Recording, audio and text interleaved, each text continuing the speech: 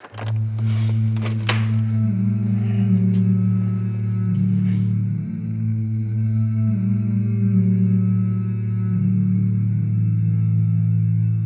county has more churches, abbeys, priories and cathedrals collectively than any other in England.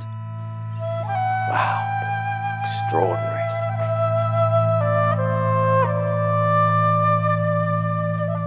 Some built with strong Norman influences and developed in the 11th, 12th and 13th centuries. One of the first features you see when you come into this wonderful church is this font, which must have so much history. On my journey around Norfolk, I consider the position of these buildings today and what part they play in our community in the 21st century. When you come into this area of the cathedral, you see how monumental it is.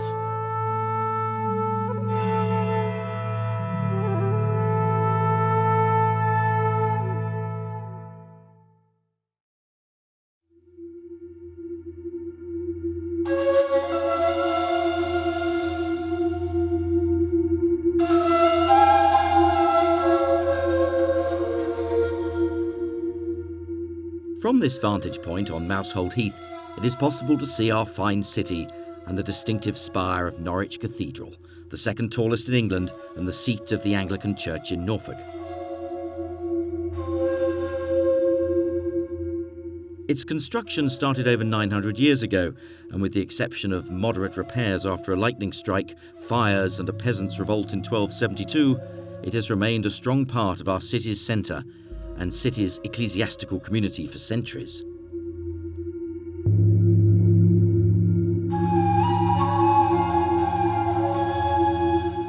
As I was researching its history, I started to consider the other Norfolk sites that had strong Norman influences, the abbeys and priories that were built in the 11th, 12th and 13th centuries. After all, this church was a priory, housing monks who followed the lead of Benedict of Nursia, an Italian monk who lived from 480 to 547, and who followed the vows of poverty, chastity and obedience, and also added the pursuit of three more activities: prayer, spiritual reading and work. Benedictine rule came into English monasticism around the 10th century, and they brought not only prayer and worship, but also music, art, culture, libraries, education, herbal medicine, nursing of the sick and care for the elderly.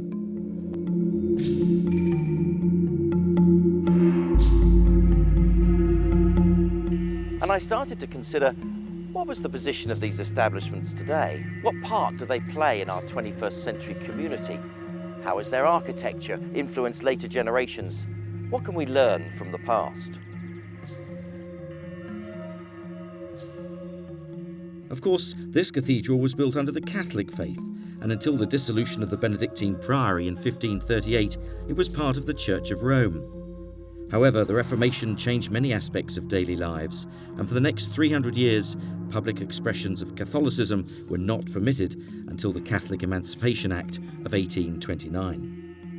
So as I start my journey around a few of the monastic sites in Norfolk with an aim to finish here at this beautiful close and discover more about this extraordinary building, I'm going to go where the Catholic faith is worshipped today, the youngest of all the sites that we'll see, St John the Baptist Cathedral.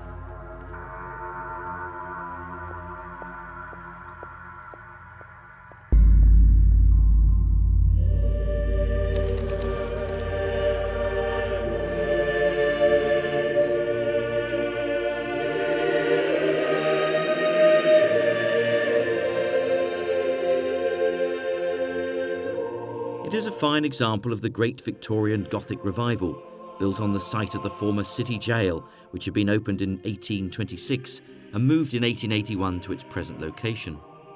Designed by George Gilbert Scott Jr., it was the generous gift to the Catholics of Norwich from Henry Fitzalan Howard, the 15th Duke of Norfolk. Following an approach by Canon Richard Duckett, the Duke commissioned the building and took a keen interest in every aspect of its design, from its initial conception in the early 1870s to its completion and dedication in 1910. His grand scheme celebrated an association with both the Howard family and the Catholic community in the city, stretching back centuries. Canon Paul, how nice to meet Hello, you. Chris. Lovely to see you. Welcome. Wow. Yes. It's stunning, isn't Absolutely. it? And what's extraordinary about it is when you come into St John Cathedral, it's hard to believe it's only just over 100 years old since completion. Yes. What was the style that it was created in? It's called Neo-Gothic, and of course very much at the end of the Victorian period this was a new style to go back to the 13th, 14th centuries. So the Houses of Parliament and Pugin and so on, it was a big movement, Neo-Gothic. So when this was built, it was the height of fashion. Right, and of course it took about 20 odd years to build, which is not a lot when you consider the size of the building. Where did the stone come from? A lot of it's called Beer or Ancaster, and that's in the south of England. But the big prominent features here in the cathedral is this black marble columns, which is called Frosterley marble, and it's from County Durham, where I'm from actually. Oh. So it's notable for the fossils and aconites that are in it. And wonderful cross that we have there, what was, as you were telling me. Yes, this is the rood screen, which shows the crucifixion and Our Lady and St John. And this was carved at Oberammergau. Absolutely beautiful workmanship. So that's a very prominent part of the cathedral, this rood screen, supported by two angels, of course, on either side. Oh, yes. And the other feature that I'm fascinated about here is the wonderful stained glass that's here. And you've got it in actually even the small chapels as well as behind the main altar and the Queen window as well. Yes, this is the glory of St John's Cathedral, the stained glass. It's called the Queen's window. It's Our Lady of Walsingham, the Queen of Heaven, and you have various biblical queens in. There's the Queen of Sheba visiting King Solomon. Yes. I'd particularly like to see the small chapel of Our Lady of Walsingham. Oh yes, this is really interesting. Thank if you. you'd like to come over. Yes. Right, so we're passing here the big Queen's window, which we had a good look at earlier on. Yes. And now we're walking into the Walsingham Chapel, which is the smallest chapel in the cathedral. Right. But it's a very fine example of stained glass work and wood carving. It's the story of Walsingham, the shrine of Our Lady in Norfolk, and the statue there. This was all carved in 1937. But the windows here are glorious, this lovely rich blue again, and Our Lady of Walsingham, and it tells the story of the setting up of the shrine and its destruction at the Reformation. Oh yes, and then the restoration in the 1930s at the bottom. And I love the way it does tell the story as we go through. I'm going to be visiting Walsingham in a later episode, of course. And we'll see, I'm sure. Well, you see, that's the slipper chapel. That's the original medieval chapel at the bottom. Yes. That grey building. And then it was restored as the national shrine for Catholics in England. Yes, in the late 19th century. Yes. Yes.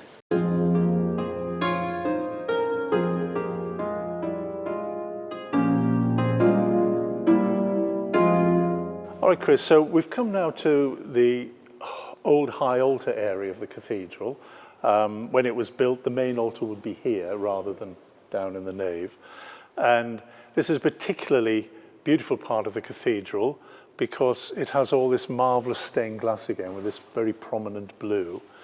And underneath at the back on the wall, you see these three paintings, which are representatives of the saints of East Anglia for our diocese. Felix, Etheldreda, Edmund. They're called our patron saints. And once again, here at the high altar, we've got this magnificent use of marble again. Absolutely. And all the columns are carved even behind the marble. See that?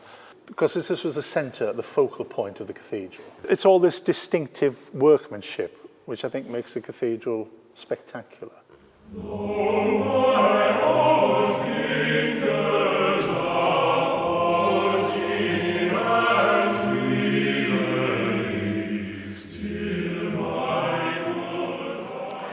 This is a beautiful Grade 1 listed building, and from the top of the tower there is no greater view of our fine city. It is in fact the tallest vantage point in the city.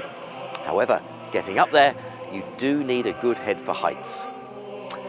Here goes.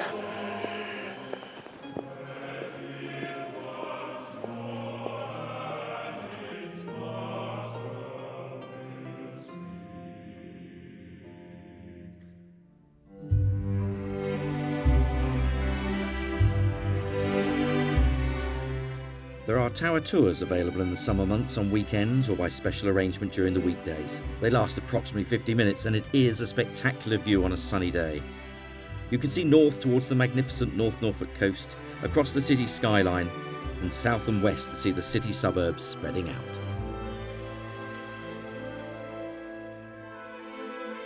Since 2010, when the community space called the Narthex was opened, the cathedral garden has come into its own, and I'm meeting with head gardener Zana Foley-Davis.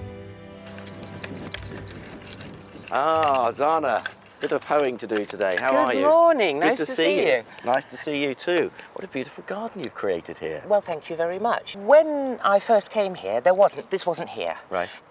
The garden belonged to the fathers who live in Cathedral House, and it was a private garden. The community wasn't allowed to use it. But when the Narthex was built, the then manager asked if I would like to try and design a public amenity without changing the ethos of the garden. Right.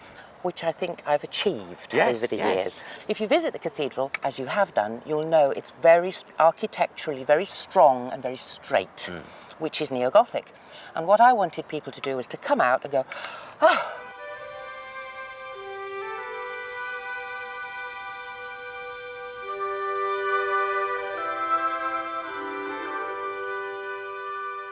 And indeed, the visitors do come into the garden and enjoy the scenes.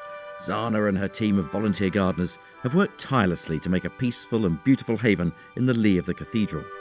And the garden also produces a marvellous array of fresh fruit and vegetables for everyone to enjoy. And do you sell the fruit that comes off these? No, we don't sell it. We let people harvest it, or we harvest it for them, and we just ask for a donation. Right. And that gets ploughed back into the garden. Right. But I think the star of the show is definitely our mulberry behind me the here. mulberry. This is a wonderful tree. The estimate is that it's between 80 and 100 years old, which would fit in with the planting of the garden. And do you get much fruit from it? We certainly do. It's just jolly difficult to harvest it because when it's ripe, you get hold of it and it squidges in your hand. It's like blood on your hands. And when they aren't ripe, you can pull them off and then they're sour. So it's a really clever tree. It knows how to hang on to its fruit.